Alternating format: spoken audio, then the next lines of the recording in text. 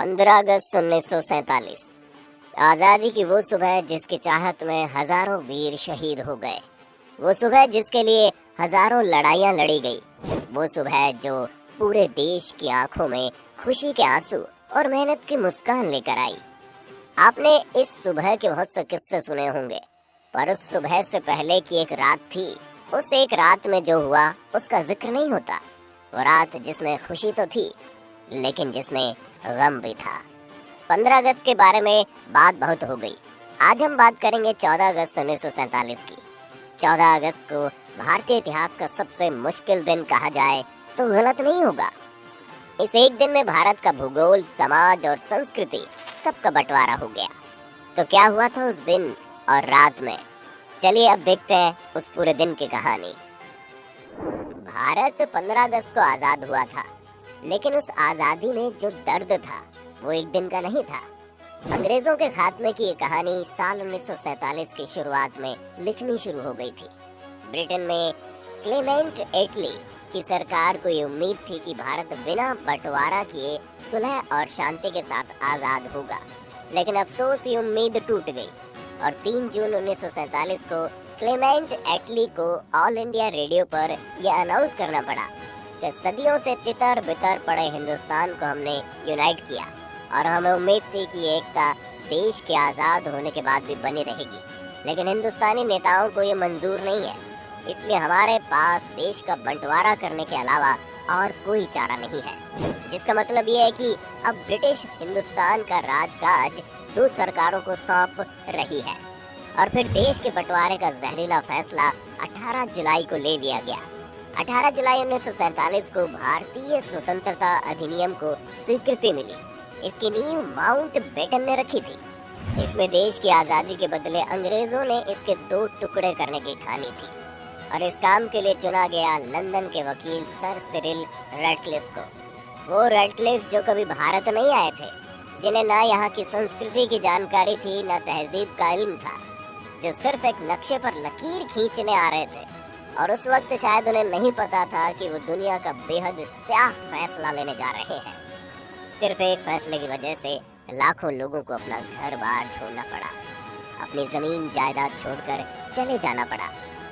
लाखों लोग मकान, दुकान और संपत्ति से रातों रात बेदखल होकर सड़क पर आ गए।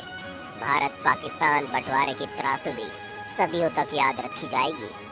20वीं सदी की सबसे बड़ी त्रासदियों में से एक रही। जब तय हो गया कि भारत 15 अगस्त को आजाद होगा, तो जवाहरलाल नेहरू और सरदार वल्लभ भाई पटेल ने महात्मा गांधी को खत भेजा। इस खत में लिखा था, 15 अगस्त हमारा पहला स्वाधीनता दिवस होगा। आप राष्ट्रपिता हैं, इसमें शामिल हो, अपना आशीर्वाद दें। महात्मा गांधी आज़ादी के दिन दिल्ली से हजारों किलोमीटर दूर बंगाल के नोआखली में थे, जहाँ वे हिंदुओं और मुसलमानों के बीच सांप्रदायिक हिंसा को रोकने के लिए अनशन पर थे। गांधी ने इस खत का जवाब भिजवाया, जब कलकत्ते में हिंदू मुस्लिम एक दूसरे की जान ले रहे हैं, ऐसे में मैं जश्न मनाने के लिए कैसे आ सकता हूँ? मैं दंगा रोकने के लिए अपनी जान दे दूंगा। 14 अगस्त की शाम नेहरू अपने 17 यॉर्क रोड वाले घर पर इंदिरा गांधी और पद्मजा नायडू के साथ बैठे हुए थे। तभी एक फोन बजता है। फोन लाहौर से था। फोन रखते ही नेहरू का चेहरा लाल पड़ गया था और आंखें आंसुओं से भरी हुई थी।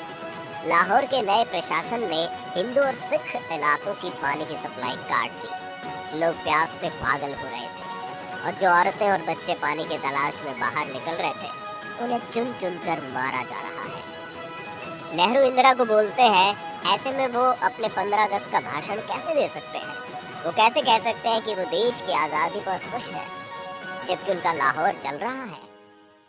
14 अगस्त 1947 की रात संविधान सभा की 5वीं बैठक में भारत की आज़ादी का ऐलान किया गया। बैठक की शुरुआत रात 11 बजे संविधान सभा के अध्यक्ष राजेंद्र प्रसाद की अध्यक्षता में स्वतंत्रता सेनानी सुचेता कृपलानी के वंदे मातरम गीत को गाने के साथ हुई। फिर राजेंद्र प्रसाद का अध्यक्षीय भाषण हुआ। इसके बाद डॉक्टर एस राधाकृष्णन ने संविधान सभा के सामने आज़ादी का प्रस्ताव रखा। फिर डॉक्टर राजेंद्र प्रसाद ने 2 प्रस्ताव रखे कि वायसराय को इसकी सूचना दी जाए कि भारत का संविधान सभा ने भारत देश की सत्ता संभाल ली है। 11:55 पर संसद के सेंट्रल हॉल में नेहरू की आवाज गूंजती है। ये वो भाषण था जिसे ए टूरिस्ट विद डेस्टिनी के नाम से जाना जाता है, जिसे वो कहते हैं कि हमने नियति के साथ एक वादा किया था और अब समय आ गया है कि हम उस वादे को पूरा करें। शायद पूरी तरह नहीं, पर कम से कम जहाँ तक हो सके वहाँ तक तो जरूर। आधी रात के वक्त जब पूरी दुनिया सो रही होगी, तब भारत जीवन और आजादी की नई सुबह में अपनी आंखें खोलेगा। संविधान सभा में तालियां थम नहीं रही थी, सदस्य मेजें थपथपा रहे थे। स्वागत था एक नए भारत का, एक नए राष्ट्र का, आजाद भारत का, जिसके सपने अब अपने होंगे। लेकिन जब पूरा देश जाग कर नेहरू का ये ऐतिहासिक भाषण सुन रहा था, उस दिन महात्मा गांधी ने भाषण नहीं सुना और वो रात 9 बजे सोने चले गए थे। दूसरी तरफ वहाँ मौजूद लोगों की आंखों में आंसू बहने